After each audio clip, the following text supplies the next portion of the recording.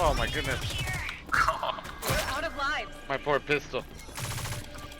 Yeah, you gotta max out a pistol for her. Or pick someone's gun up. Enemies behind us. Vengeance is mine.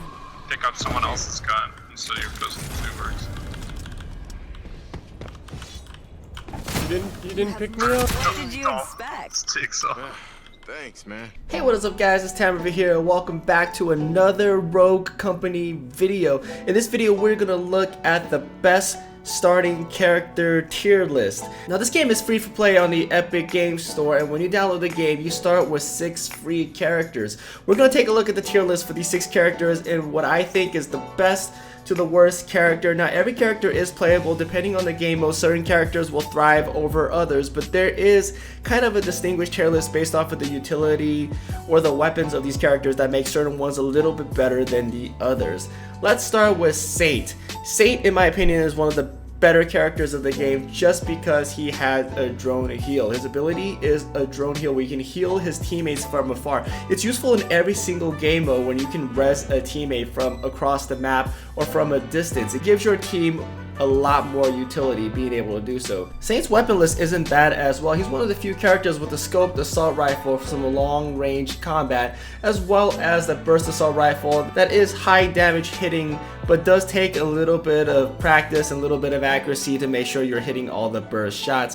Saint does have some useful gadgets as well, such as the trip mine, which he can use to keep opponents from flanking and also holding control points. Saint is one of those characters which should be played a little bit further back with his long range weapons, high damage burst weapons, and the ability to heal your teammates from a far distance. Saint is one of those characters that can sway battles in your team's favor. Next on the list is Ronin. I put Ronin pretty high on this beginning tier list just because she is a high damage in your face character that does a huge load of DPS. Her ability is a proximity dagger which you can use to stick onto opponents that can blow up a range. You can stick it onto the wall. If opponents get near it, it will blow up as well. She has a ton of utility to do damage.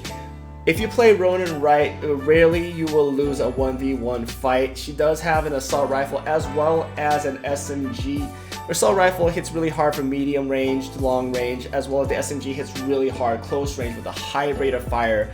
Ronin is one of those characters that will always be running in your face. She does have a katana, which does do some high melee damage as well. It's not the most usable. Its throw damage is almost a one-hit kill on their opponents, but it is a little bit harder to use. But Ronin will always be in your face, and because of that, I put her pretty high on the list as her utility is a little bit greater than some of these other starting characters.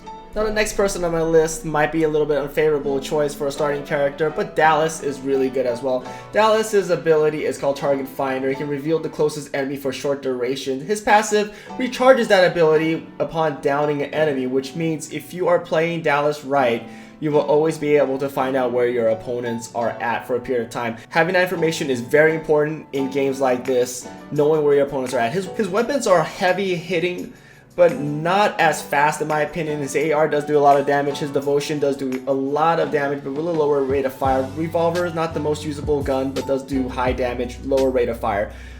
Dallas is one of those characters where you really have to make every shot count. He can do high damage. He could be downing opponents from afar. So if you played right, Dallas can be really, really strong as well. He is a little bit more susceptible to characters which have a little bit more movement. The last 3 characters on my list are roughly in the same tier, but I do feel that Trench is a little bit above the others. This might be an unfavorable opinion as well, but Trench is barbed wire grenade is pretty good in keeping enemies off of points or alpha areas that you don't want them to be.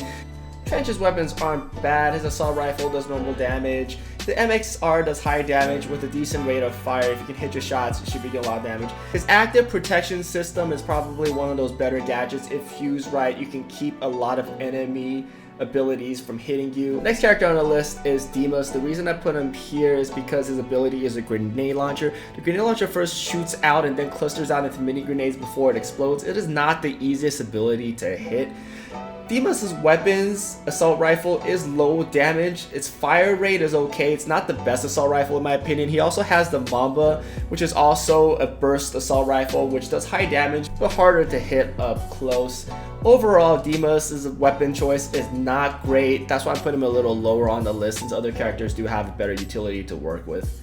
Last but not least on the list is Anvil. People might think, what, Anvil? Anvil's not bad. Anvil isn't bad. His ability does put up a shield that your team can't get behind. Only issue about Anvil in my opinion is that his weapons, he does have the best LMG in the game, but it isn't amazing in my opinion. His shotgun is almost useless in certain situations because you have to get up close. He only has 2 shots. It's really hard to use some of his weapons. His C4 ability is great for holding points. Anvil is one of those high defense characters that if Anvil gets on the point, he can keep his team on the point for a very long time. But the only issue is Anvil's offense game is quite lacking, which makes him an overall lower tier character in my opinion. Now guys, hope this video helps you guys out. Once again, these are my opinion of how these characters play out. Hopefully throughout time there's going to be a more concrete tier list. Kind of compile some other people's tier lists and other people's opinion while making my tier list as well. Also based off of some of the characters I got to play and got to try out. I feel like certain characters are better than others, and I see certain characters work better as a team than others as well. But guys, thank you so much for watching this video. Hope this video helps you out. In the comments below, let me know who is your favorite character, or who do you think is the best character in the game, and who's the worst character in the game. Don't forget to like this video, subscribe to the channel, and I'll see you guys next time.